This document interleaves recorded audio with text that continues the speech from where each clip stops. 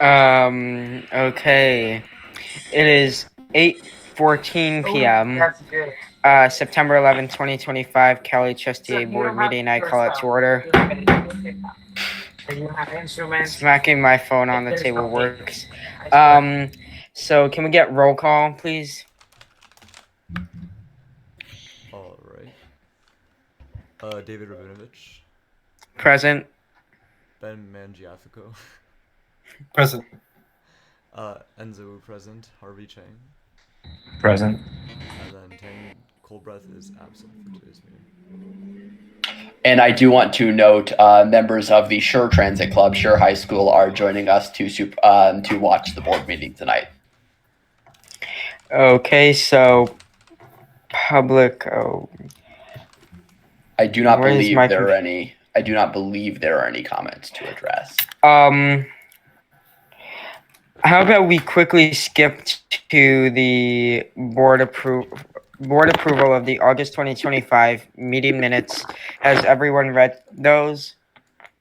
Yes. Enzo, can we get a roll call to approve them? All right. David Rabinovich, Yes. Ben Mangiafico, Yes. Enzo Wu, I approve them, and then Harvey Chang. Yes. My computer is playing games on me, but I do not believe there are any public comments. So yeah, Here let's I can move on. Yeah, can you check? I can check my computer if you want. Yeah, okay, it loaded. There are no comments Okay, right now. cool. That's what I thought. Next slide, please. Aye. So this will be item 5, Samuel Sharp. Yes. So September 15th to October 15th is National Hispanic Heritage Month. Here where I am in San Diego, Hispanic and Latino riders are the largest demographic in MTS ridership and the largest demographic in many of our public schools. California is lucky to have diverse and multicultural Hispanic and Latino communities, and we want to show that the California High School Transit Alliance remains committed, even in this trying time for minority and immigrant communities, to continue supporting all riders and all of our California neighbors. And with that in mind, I would like to recommend, as Alliance staff, that we take a vote to recognize September as Hispanic Heritage Month for the California High School Transit Alliance. So roll call to officially recognize September as Hispanic Heritage Month. Can we get that? All right. David Rabinovich, Yes. Ben Mangiafico, Yes. Enzo Wu, yes, and then Harvey Chang. Some kind of Yes. because otherwise, at least. Okay, moving on to the next slide. Item number 6, National Suicide Prevention Month recognition. That's Ben. Yes. So yesterday, September 10th, was World Suicide Prevention Day, and September marks National Suicide Prevention Month. Almost needless to say, suicides devastate families and communities. And unfortunately, railroads pose an increased danger to those in distress because trains are a very accessible way to end one's life, unfortunately. And we've seen that play out in the Bay Area many a time, unfortunately. So to do our part, CalHSTA last year placed a suicide prevention notice on all Alliance website, on the Alliance website, and now most club websites have the same notice. We have a little text here. If there's hope, if someone you know needs support now, call or text 988 or chat on 988lifeline.org. So with all this in mind, I'd like to have a vote to officially recognize September as Suicide Prevention Month. Before we go for the vote, I do just want to note, like, for like railroad lines, like especially like my school is positioned near the railroad. There's like, especially in my area, a lot of schools that are positioned near the railroad, and it's not even like we're recognizing Suicide Prevention Month, but it's important to also like recognize that you need to stay safe around railroads, because even if you don't know there's a like cow train coming, there's obviously freight. There's obviously a bunch of different trains, and you can't just like go under the gates. You have to stay safe. And I will And note, I believe we're recognizing it within Transit Month, but September is also Rail Safety Month. So I'm glad that you brought that up. Obviously, when we do San Diego Transit Month and other Transit Month events that are out on the system, we have guidance that all guests at those events need to abide by, namely, don't cross the yellow safety line. Trains can come anytime, any track, any direction. If you can avoid stepping on rails, they can get slippery. We have some safety tips like that are definitely also important. yeah, so with that, let's vote to officially recognize September as Suicide Prevention Month. Enzo? All right, David Rabinovich, Yes. Ben Mangiafico, Yes. Enzo yes, and Harvey Chang. Yes. Um, nice Burlingame, very nice station. Uh, the bus that goes to my school stops there. Uh, anyways, All right. next up we have item number 7 from our current resident, temporary resident at Burlingame, Harvey Chang. Okay. So this horn is gonna be a big problem. Um, I guess I'll just like read off. So we have Transit Month for September. Of course, we have an event here in the Bay Area, or not event, but like a lot of events. So for nearly a decade, of course, Bay Area Transit Month has marked a month-long celebration of transit riders. We have a lot of events that are being hosted and encouraging people to ride transit this month, especially this month. Of course, there's also San Diego Transit Month. It's San Diego's first ever transit month, and LA is expanding its SoCal Transit Week as well. So each celebration features a ride contest where transit riders can log their trips and earn prizes.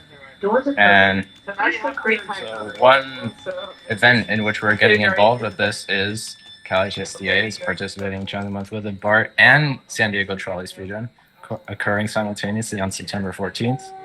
And so Yep. with this, we have a vote to officially recognize September as Transit Month. Yeah, so we'll be discussing the CalHST events literally in the next item. So Enzo? All right, we'll be now voting to recognize September as Transit Month. So David Rabinovich, Yes. Ben Mangiafico, Yes. I Enzo vote yes, and Harvey Chang. Yes. How are you enjoying San Mateo's display of horns? It's my school station. I have to know how you feel about the horns. I mean, you remember that? I'll just let you guys listen. Moving on. Next item. Okay. Yeah, next slide, that would be item number 8. That's me. So we have California Speedrun Day introduction and recognition. So obviously we have a BART historical photo. And that's important because the California Speedrun Day event we're doing in the Bay Area, we're partnering up with a team hosting an event celebrating BART's 53rd birthday, which technically is today, but no one wants to speedrun today. So it's going to be on Sunday. So next slide, please. So Speedrun Day is an initiative from CalHSTA to encourage youth transit ridership and more broadly like choice ridership. So like riding because it's your choice and not because you have to go to school. Like riding to speedrun transit, for example. So transit speedrunning is a popular trend among high school students. So a speedrun is visiting every station in a transit system as fast as possible. So we have 4 board members here. So all of the board members present today have done a speedrun. So me, Harvey, Ben, and Enzo So next slide, please. So promoting speedrun days. So we have. I did not use the word aggressively, Samuel, but whatever. We have been promoting speedrun day, so we have a social media campaign and we have a website.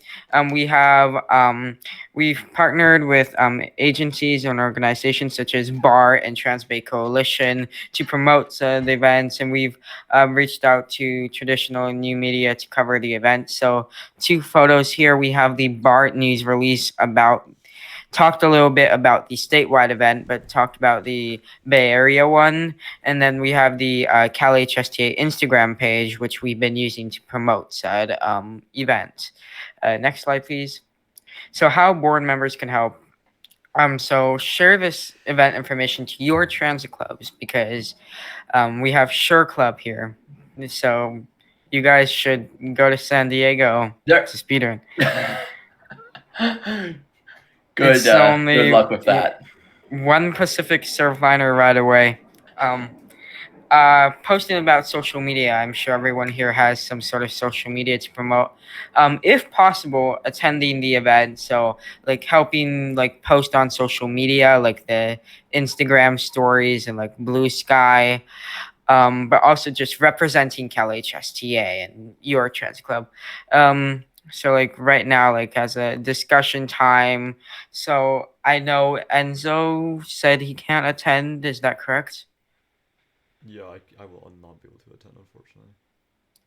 Harvey is obviously attending. It would be very shocking if he didn't, for obvious reasons. And Ben, you're attending, correct? That's right. Actually, I'm sorry. I have one clarifying question that I probably should not be asking in a board meeting. Is it okay if I take the Caltrain that gets there at 9:54, or should I take the one that gets there at 9:24?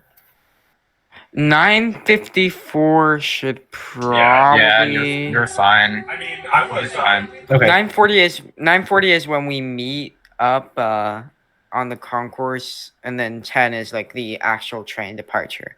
Okay. Thanks. So we have a dedicated website. Samuel, could you show that to the board? Yeah, sure. It is speedrun.calhstatransit.org. We have 2 pages. Speedrun BART, Speedrun the trolley. Yes, you indeed. Wearing the same jacket too. We have 2 pages, Speedrun BART, Speedrun the trolley. We have information on meeting information, our graphic and RSVP page. RSVPing for the Bay Area Transit Speedrun is optional, I believe. It's not. Well, it's like you can attend without RSVPing, but like but it is recommended. numbers. It is recommended. San Diego Speedrun RSVP is very strictly required because there is safety disclosures here. And we're meeting 1:45 p.m. at UTC station, track 1. And yeah, if you go to speedrun.calhstatransit.org, we have all of this information. And we obviously have the BART social media, the post that BART made on social media, their story. KQED is doing a story, but there is the BART page. You can see we've collaborated with them. And then on the San Diego end, we've been collaborating, not the BART post, but we've been collaborating our and we have content with. We have our own posts, the original flyer, which is just down there at the bottom, and then we have the BART fun facts post, which I helped make, under much controversy about if eBART is a line or not. But this was a compromise. This was a compromise measure. The one person in Antioch is really mad at you right now. Yeah. So, and then KQED, the story was not out half an hour ago, so I don't think it would be out now. But since like we're recognizing September 14th, we're promoting it as this whole event Speedrun Day. How about we officially like recognize it the way we recognize September as like Transit Month or like Hispanic Heritage Month or National Suicide Prevention Month in the same way. So and so can we get a vote to officially recognize September 14th, 2025 as 2025's Transit Speedrun Day? Quick question. This is not gonna be a recurring day for every year, correct? Because that would be quite hard to manage, I feel like. I September would 14th say could fall That on- is next year's problem. Specifically, this measure, though, as written, is to recognize September 14th, 2025. Right? I will Okay, clarify that. Just to, yeah. as- So just- As yeah, Transit Speedrun Day. yeah. 2025 is like the goal is to have something like this next year. I think it's gonna work out this year. We have close to 100 RSVPs for the BART event.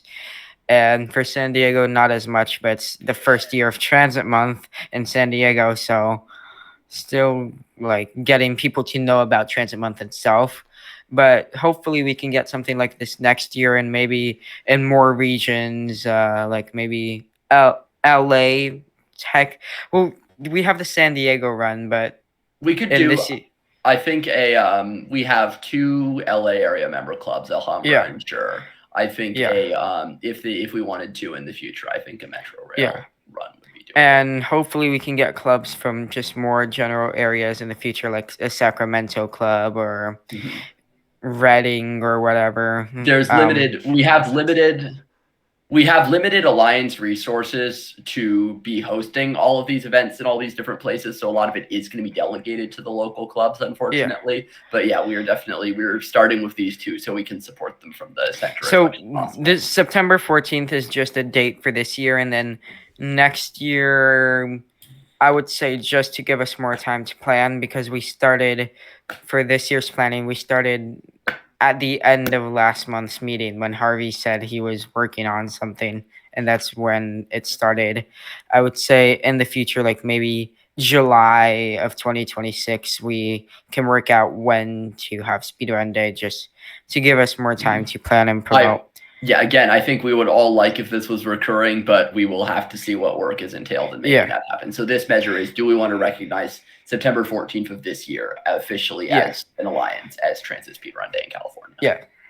So can we get a vote on that? All right, David Rabinovich, Yes. Ben Mangiafico, Yes. I Enzo vote yes, and Harvey Cheng. Yes. Awesome. So, does anyone have any more questions specifically about Speedrun Day, considering it's coming up this weekend?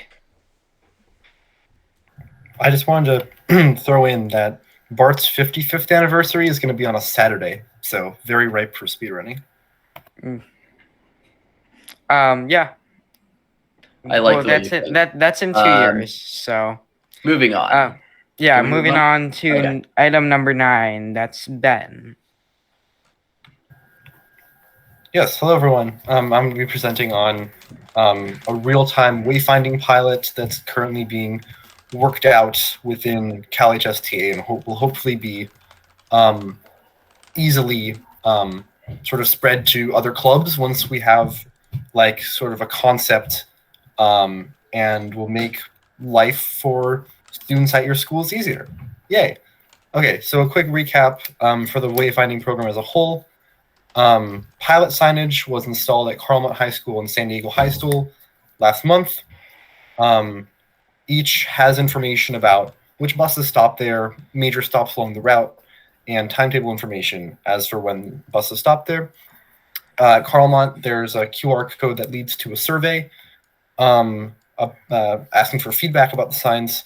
At San Diego High School, a QR code leads to the One Bus Away Enterprise's Next Bus tool, which provides real-time information, arrival information.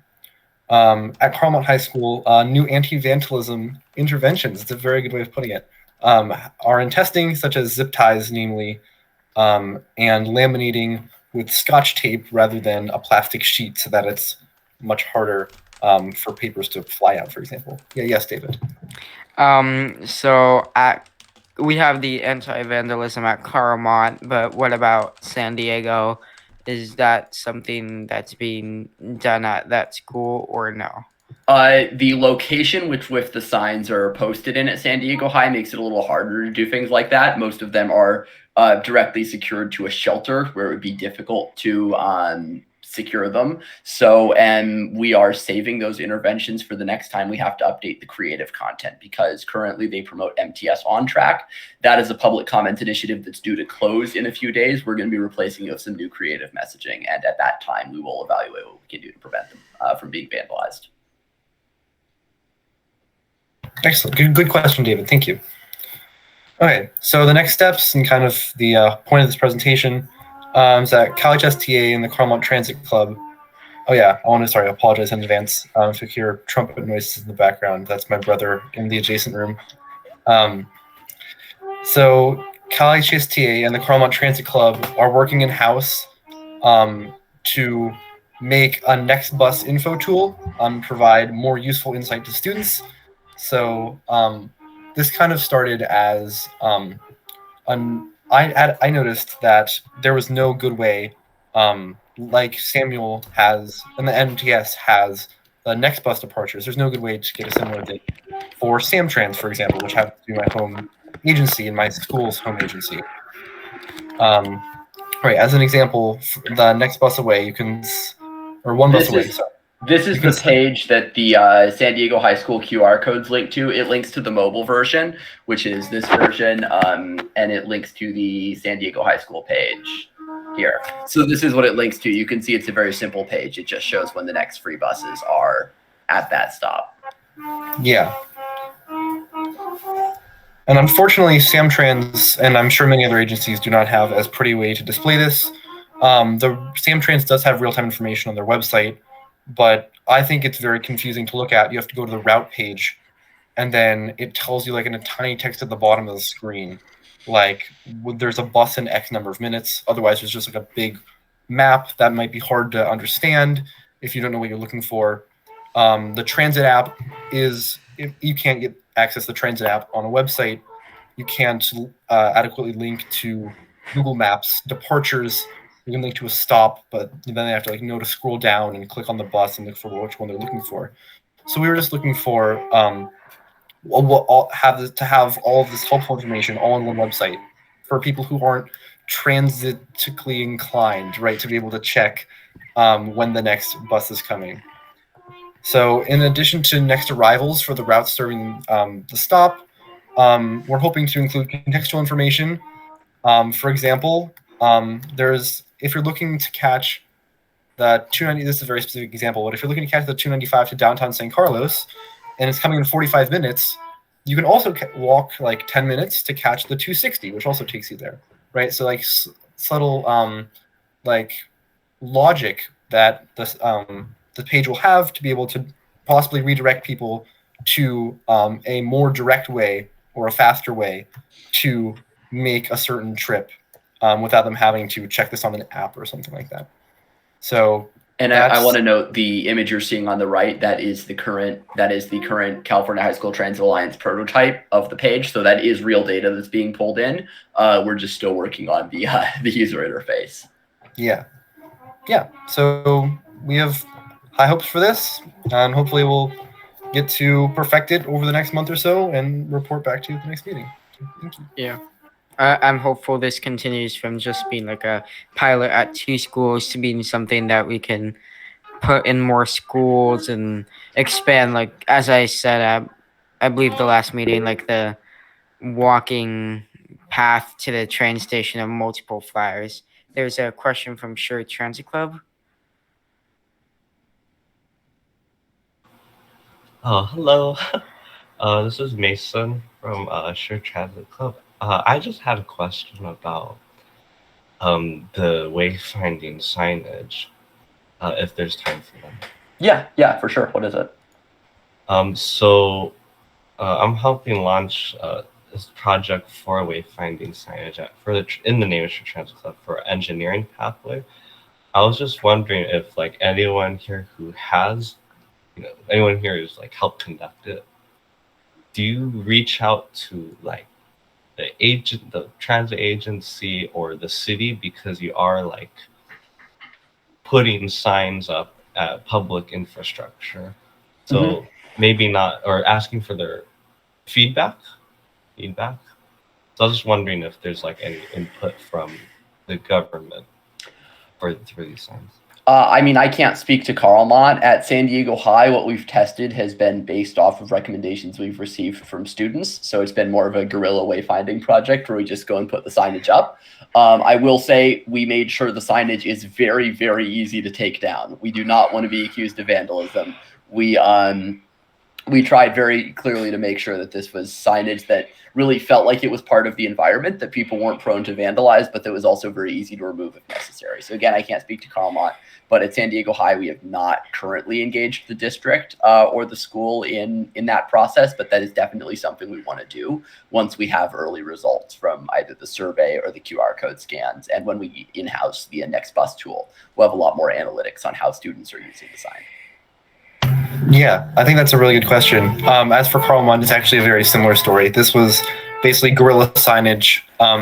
As you might know, I think that'll be great to have government agencies or cities involved in this, but I think that would take so long to get through like any official permitting process.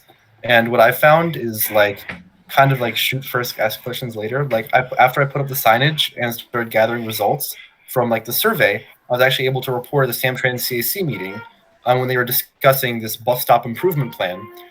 Perhaps you should include like simple route diagrams and departure times for all of the buses that stop there. And I said, this is supported by like this various data. And they said, okay, that's good. And they wrote that down. So it's now it's possible that this guerrilla signage will eventually be turning into some sort of official Samtrans signage. I will do think it's viable. Sorry, Ben, were you done? Okay. I will say the first sign that inspired like the design that would go on to become the CalHSTA wayfinding project was an agency-sponsored sign. It was there's a little route diagram at the bus stop in Tecate, California, about like 50 or like 30 miles east of San Diego Point. It's a tiny little rural town. Yes, and State Route 188 and Fing Road. There's a little bus stop there, and we went through there, and we're like, that's pretty good wayfinding for such a little bus stop. And so that's a lot of the design concepts were kind of influenced by agency signage and kind of like take a lot of design cues from traditional bus stop signs, your bus blades, as well as more advanced route diagrams at those major transit centers. But so far, no, I don't think we've engaged any governments directly on it. I will say about the Samtrans signage, that was discussed at the CAC meeting, which I'm also a member of. One of the things that was brought up was e-ink displays, but my understanding is that not every stop is going to get them. So while some stops are going to get like better wayfinding, this still is going to be kind of necessary, because I'm sure, like, for example, a bus stop for a school route that gets a bus once a day isn't going to get an e-ink display. So I think even though this is a guerrilla campaign, I don't think that the government is really mad. E-ink, the thing we're with helping displays, the thing with e-ink displays that's probably going to determine where they go is they should, real-time information is usually best placed at stops that have very variable arrival times. It's not just there's a bus once a day. It's like if there's a bus every 8, 10, 15 minutes and people need to be able to look and see minutes to next bus, that's where it's very helpful to have e-ink. If a bus is like even a really well-used local stop, if it only gets a bus every half hour or an hour, and if the stop is like, even if it's heavily used, if buses are very reliable and come at predictable times, there's probably more use and more demand for something like this where we have a real physical timetable. Both the signage, both at Carlmont and San Diego High, show times, like literal timetables. For the 7, we actually show every 12-minute frequency departure. And at Carlmont, we have lists of like, these are the departure times that are relevant to students. Yeah. And next up, do we have any more questions before we continue? Oh, thank you for your answers. Brilliant. With no more questions, let's continue to item number 10, which is Samuel. I am the bearer of both good and bad news tonight. A legislative and policy update concerning transit in California. First of all, let's start with the good news. Today, State Bill 71 passed both the California Senate and Assembly. This bill extends existing CEQA exemptions for transit, bike, and pedestrian projects through, I believe, 2040, sorry. And I just learned just before getting onto this call, actually, so there's no time to update the slides. Scott Wiener's State Bill 79, which would upzone the areas immediately around major transportation stops, has also passed the Assembly floor. That one is now headed to the Senate.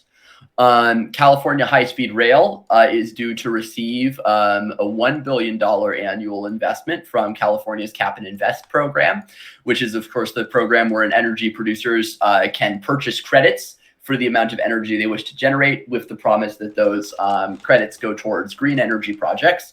A $1 billion a year annual investment for the link, which this one is functionally funding the entire initial operating segment.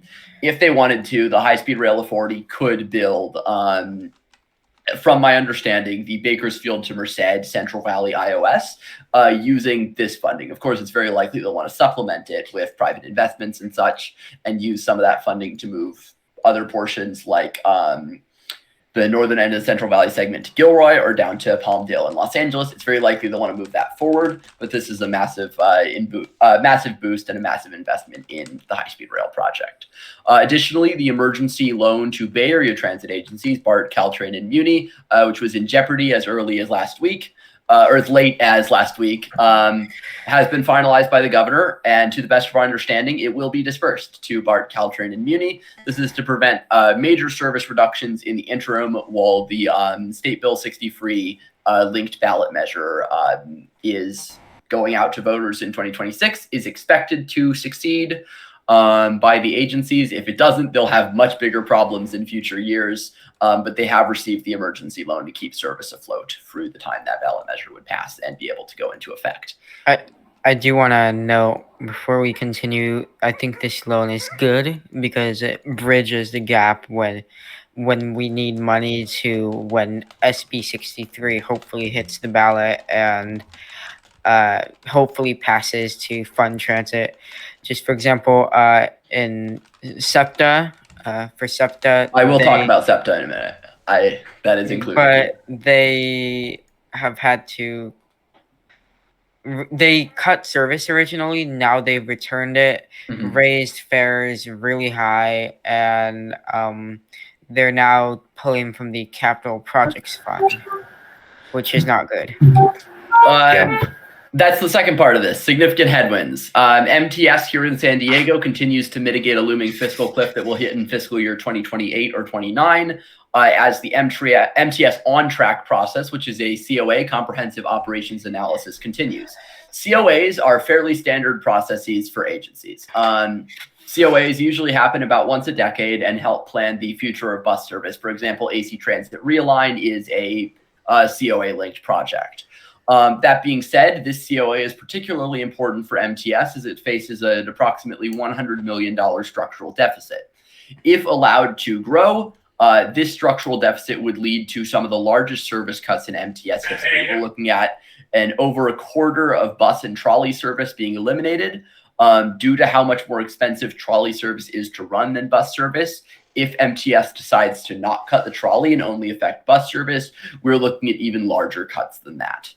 Earlier today, the MTS board voted down a plan that would have instructed staff to shuffle capital and operations funding and study efficiency measures and a fare increase, tabling it until the next board meeting. That being said, I'm still hopeful that a deal will be reached on that front, and we can investigate. We have not raised our fares in over a decade, I believe. We actually lowered our fares in 2021 by instituting a more generous free transfer agreement.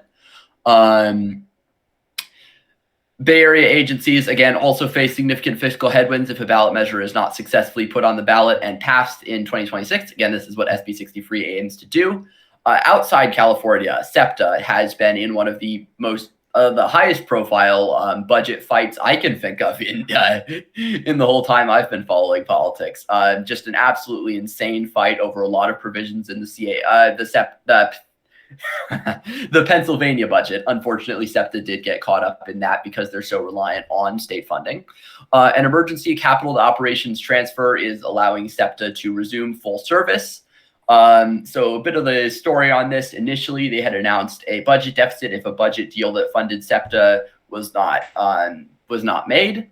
That deal was not made on time. They ended up having to go through with phase 1 cuts, which were large reductions to especially bus service, as well as minor reductions to metro service. That lasted for several weeks now, until a judge ordered further cuts to regional rail and a fare increase halted over a disparate impact claim. This forced SEPTA to begin spending from their reserves, which is, I shouldn't have to say, very bad, like worse than spending from your capital funds. You do not want to have to spend from your financial reserves. That actually led to SEPTA's, basically their credit score, their Moody's rating getting taken down. So they're less fiscally trustworthy of an agency to invest in and issue bonds. And so it's vital. It's not the deal we wanted, but it's vital that they're able to make this capital to operations transfer. And I will note that they were able to strike a deal with the state and make it in a way that affects no currently planned projects. So it's only future capital funding being shifted to operations right now. The governor has shown some willingness to now accept a budget deal that would further table transit funding to next fiscal year. The Emergency Capital to Operations Fund covers 2 years of operations, but it seems as if Philadelphia area Democrats are standing firm on that fight and are insistent that they will still require a budget to either backfill the money SEPTA was forced to transfer and or add additional transit funding on top of that. That is our legislative and policy update. New format we're trying just because there's so much happening right now. So much good news, so much bad news. Yeah, moving on. So moving on to item number 11, which is reports and comments from board members. Does anyone on the board have anything to report or comment on? This isn't on the slides, but it's 9/11, so I feel like the board should recognize the September 11th attacks on the Twin Towers and also the Pentagon. And do you want 93, so I think we should just request a moment of silence. I don't think this requires a vote. So let's just observe a brief moment of silence to recognize the lives lost during the September 11th attacks.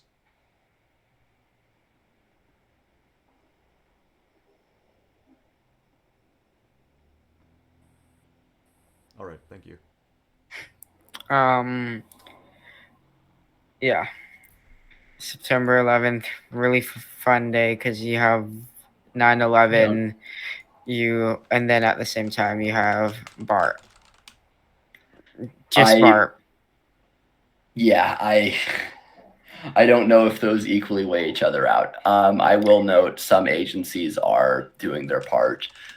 Even 24 years later, the North County Transit District here in San Diego, several buses have 9/11/2001 Never Forget head signs, which I thought was a respectable gesture. Thank you, Enzo, for bringing that up. Yeah, not 9/11, like September 11th, you have BART, you have, apparently, according to a Google search, some medieval accomplishments on 9/11. You have yesterday's incident, you have a lot of stuff, so okay, big day. Anyway, it's a heavy thing to move on from, but before we wrap up this meeting, I want to note to the board that in addition to recognizing Transit Month, which we've already done, I want to take a minute and thank all of the people who have helped with the San Diego Transit Month team. We're running on, this is our first year of doing San Diego Transit Month. I was lucky enough to be asked to be the head organizer. And so we have just an incomparable team.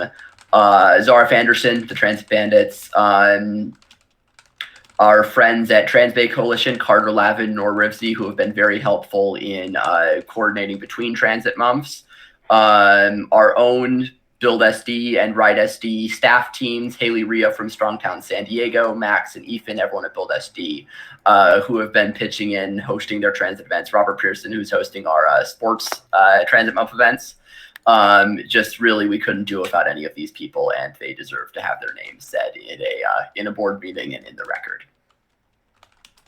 Yep, and us too, I guess, CalHSTA, since we have Transit Month event, Speedrun Day 2025. We do Sunday. indeed. That is not an exhaustive list of San Diego Transit Month event partners. I should make it very clear. I just want to particularly thank all of those people for helping make something at this scale for the first time possible here in San Diego. I never thought I'd see the day when we could kind of try and start building that same railroad culture that the Bay Area has. And I'm glad that I get to be a part of building that. Yeah, so any other comments from or reports from board members? Ben, Harvey. What? I don't have any comments. All right. Noted. Awesome. I think that is our order of business. I believe it is. Just once again, Sunday is Speedrun Day 2025. Samuel will be doing the San Diego run, I believe. Yeah, I will be scheduling it, and I will be attending. Scheduling it. But I helped with this. I must take credit. You did indeed. I do not believe you must take credit, but you did help. Sure. Samuel has awesome stickers. I just want to recognize the stickers. We have a commemorative sticker program going. Unfortunately, we ran out of large circular stickers for most of our designs, so you will be getting square stickers if you attend the speed run. I believe we have some My Other Car is the Trolley stickers available, as well as some vintage streetcar stickers. And then for the Bay Area event, we have trivia and we have some elected officials, so it's going to be really fun. Any CalHSTA clubs watching, please send someone representing your club attend.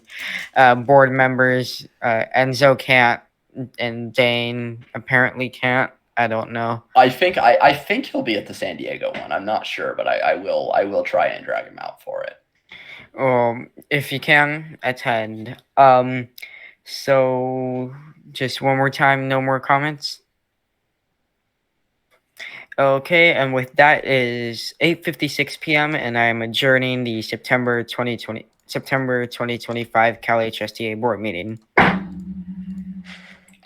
All right, if we want to go